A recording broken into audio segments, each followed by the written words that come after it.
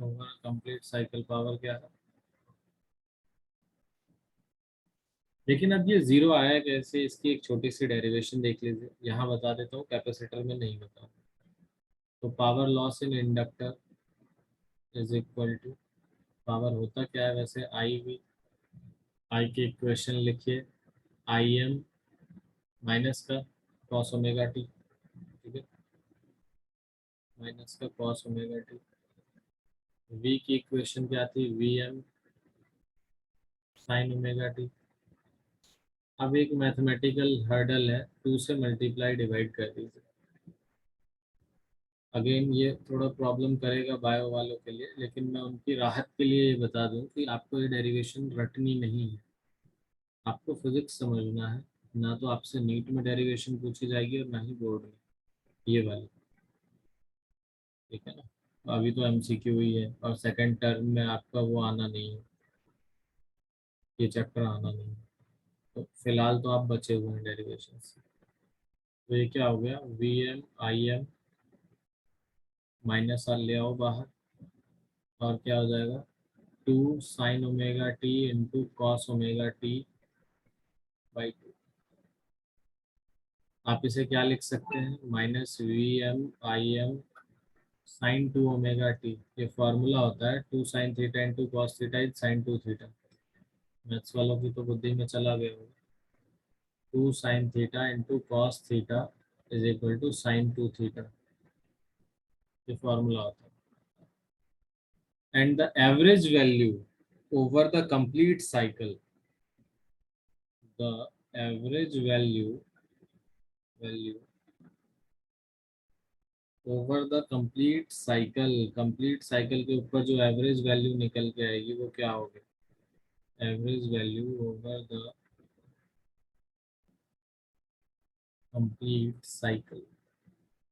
तो complete cycle के लिए एवरेज वैल्यू, ये एवरेज का साइन है, मैंने आपको पहले भी बताया था, is equal to average of, इनका तो कुछ फर्क पड़ेगा नहीं, V M I M by 2, इन पे कोई फर्क नहीं पड़ेगा। तो आप एवरेज निकालेंगे sin 2 ओमेगा टी का, और sin 2 ओमेगा टी का average over the complete cycle 0 होता है, इसलिए पावर लॉस इंडक्टर में ओवर द कंप्लीट साइकिल 0 आती है। क्लियर है, ये डेरिवेशन भी हो गई, 2 लाइन की डेरिवेशन,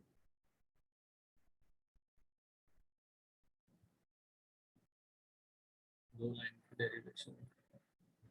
सबको समझ आ गया।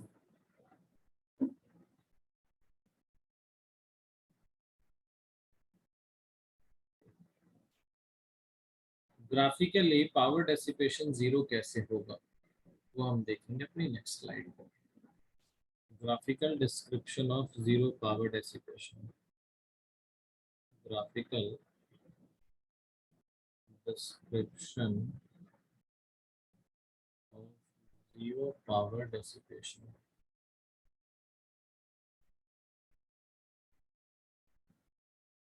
नेक्स्ट स्लाइड में देखते हैं। ये फेजर तो मैंने आपको समझा दिया। इस तरीके के 4 फिगर हैं। फिलहाल तो मैंने 4 अलग अलग पेजेस पे रखा है। मैं आमतौर पे किसी भी बैच को ये समझाता नहीं हूँ, और रेयरली ही कोई टीचर आपको ये समझाता हुआ दिखेगा। आप कितनी भी ऑनलाइन वीडियो सर्च कर लो, जनरली इस पार्ट को इग्नोर किया जाता है। बट मैं आपको इन शॉर्ट इसे समझा दूंगा कि वो क्या होता है बारी बारी से। देखो, हाफ साइकिल में क्या होगा, पावर एब्जॉर्ब की जाएगी, और हाफ साइकिल में पावर रिलीज की जाएगी, ठीक है ना।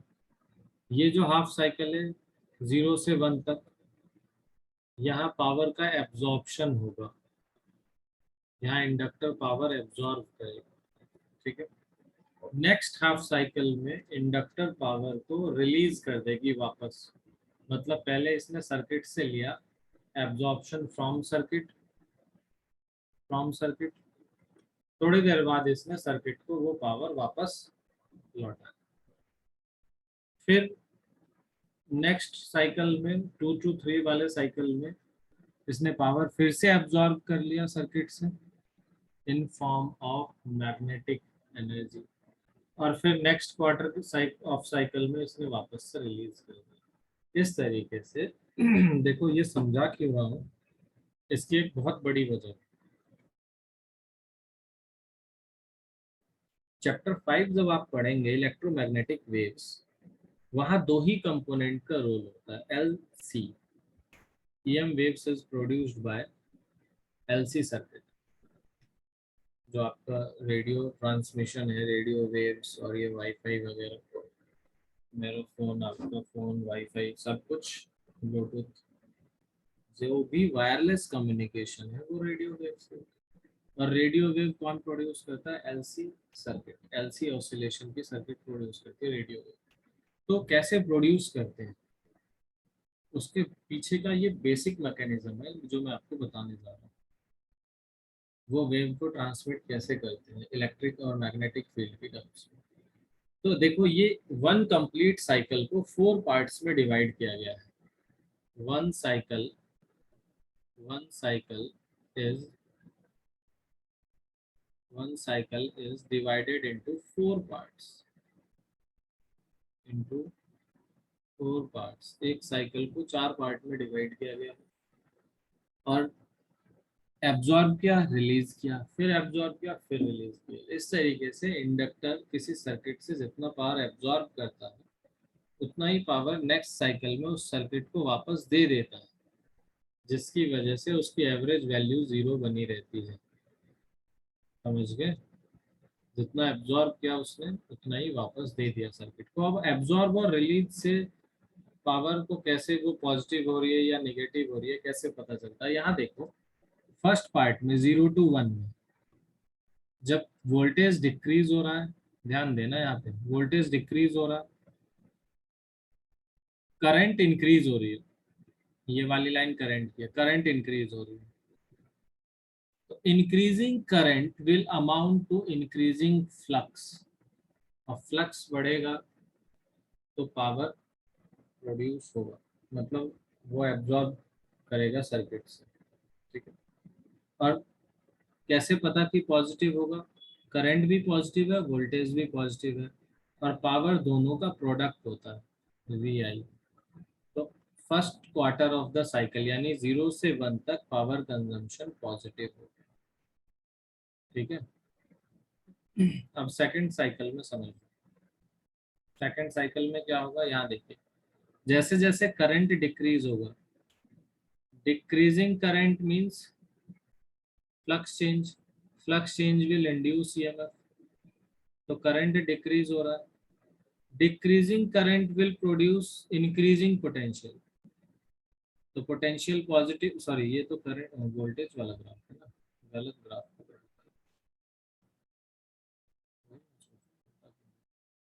देखो यहाँ से देखो, ये करंट डिक्रीज हो रही है,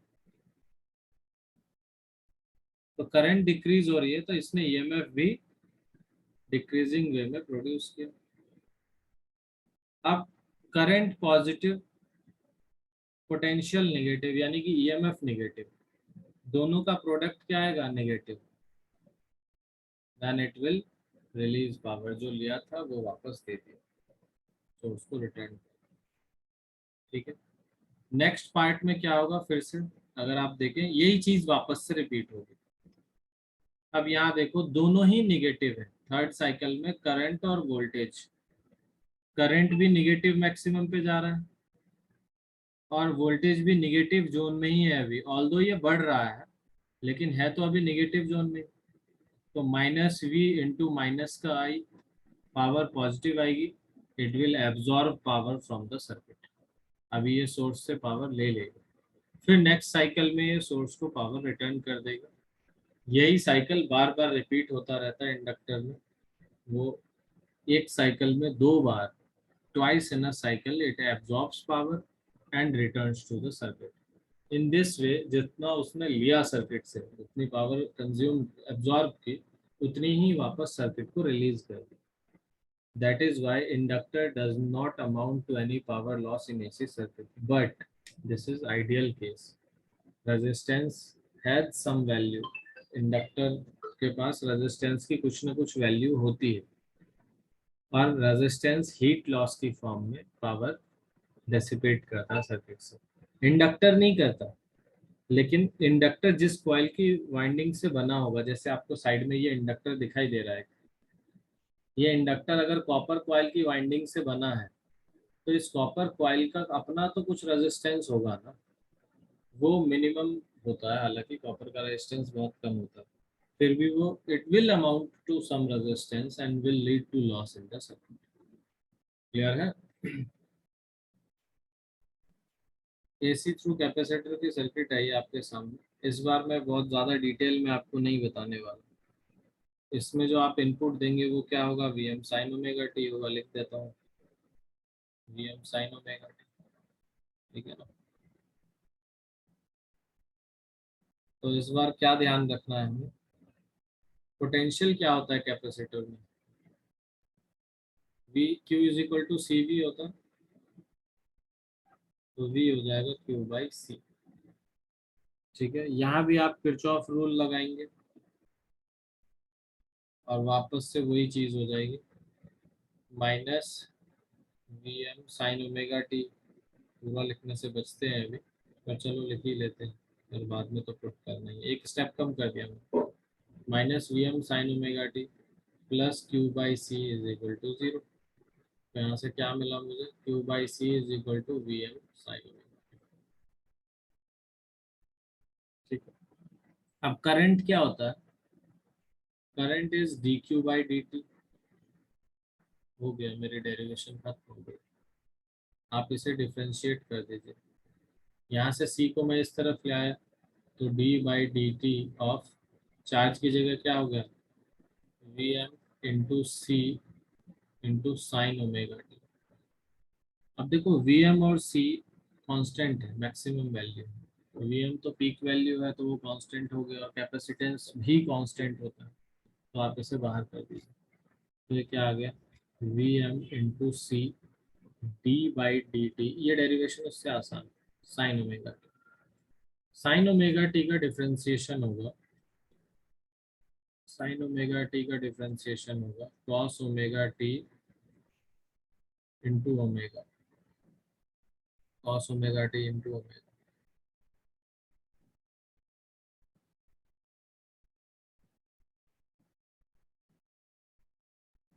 D by D T of sine omega T is equal to cos omega T. ठीक है, ये फॉर्मूला है आपका। तो करंट की वैल्यू क्या आ गई, V M into omega C into cos omega T. अब cos ओमेगा टी को आप sin omega T plus pi by two लिख सकते हो। तो I will be equal to we M into omega C into sine omega T plus pi by two. ठीक है, तो अब यहाँ से दो कंक्लूजन निकालने हैं मुझे, दो कंक्लूजन चाहिए। तो मैं कंक्लूजन की फॉर्म में लिखता हूँ इसे, कंक्लूजन वन। पहला कंक्लूजन ये है कि current current Leeds voltage by pi by to, या फिर आप इसे कैसे लिख सकते हैं, और वोल्टेज लैग्स करंट, जो वहां लिखा था उसका उल्टा हो गया, lags current by pi by, voltage current से पीछे है, कितना पीछे है,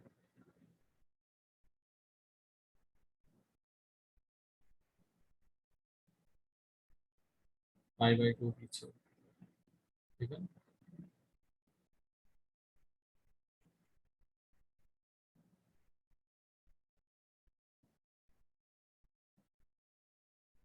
आगे बढ़ते हैं। कंक्लूजन टू, सेकंड कंक्लूजन क्या होगा,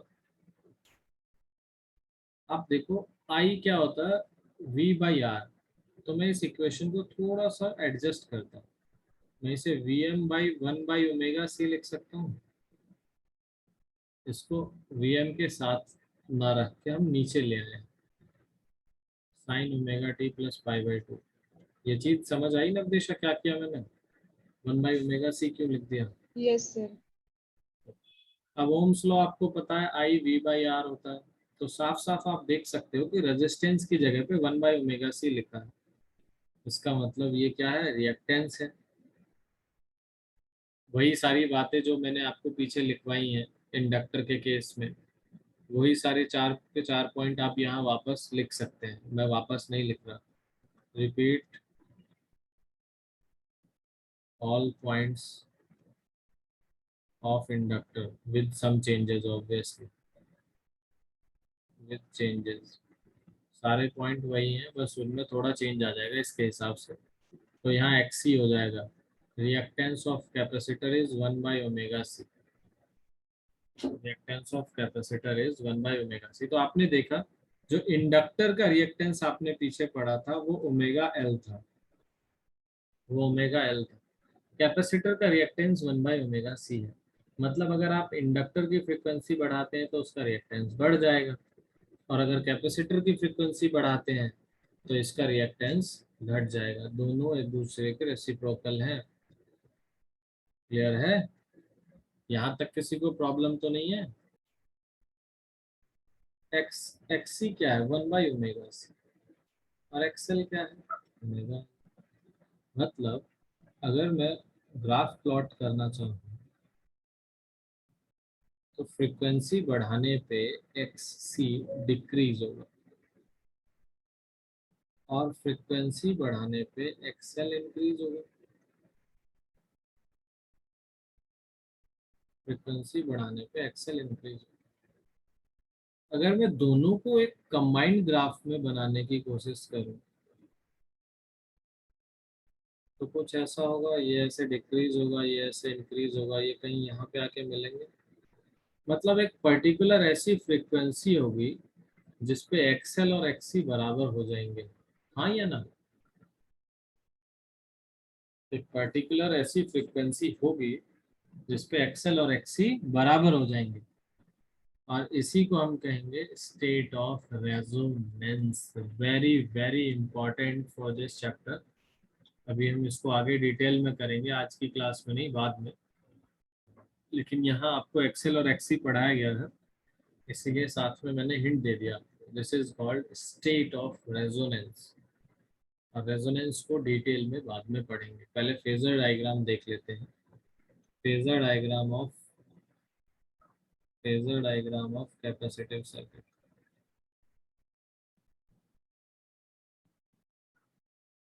क्या कैपेसिटिव सर्किट? तो फेजर डायग्राम क्या होगा, जरा ध्यान से देखना। आपने जो लास्ट टाइम बनाया था वही है, कुछ भी चेंज नहीं है। ये दो एक्सिस हो गए आपके। अब इसमें एक पोटेंशियल का होगा और एक क्या होगा, एक ग्राफ। ये आपका हो गया करंट का, या इसे पोटेंशियल कहा था ना आपने लास्ट टाइम, तो इसे पोटेंशियल ही रहने दो। ये ग्राफ हो गया आपका पोटेंशियल का, और ये ग्राफ हो गया आपका करंट का। करंट करंट को छोटा करिए, आमतौर पे करंट कम होता है पोटेंशियल से। तो ये ग्राफ हो गया करंट का। ठीक है।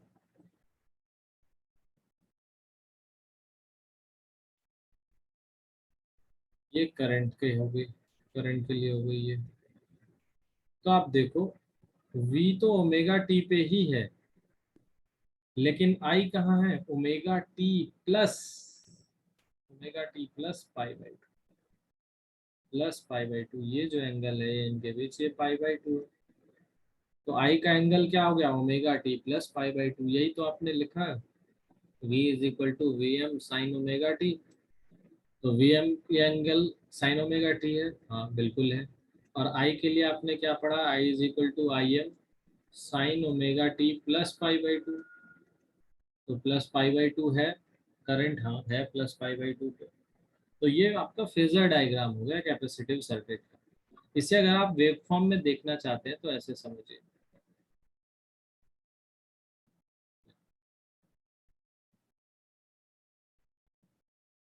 ये अगर पोटेंशियल है आपका, ये पोटेंशियल है, तो करंट क्या होगा, इससे 90 डिग्री आगे, 90 डिग्री आगे। तो करंट शुरू ही मैक्सिमम से होगी, करंट मैक्सिमम से शुरू होगी। जब ये मैक्सिमम होगा तो करंट जीरो होगी, जब ये जीरो होगा तो करंट निगेटिव में मैक्सिमम होगी, जब ये मैक्सिमम होगा तो करंट जीरो होगी, निगेटिव में और ये जब जीरो होगा तो करंट मैक्सिमम होगी। इस हिसाब से करंट वोल्टेज से 90 डिग्री लीड में होगी। ये करंट के लिए है, ये वोल्टेज के लिए। अभी समझ आया या नहीं आया? कैपेसिटिव सर्किट कंप्लीट हो गया।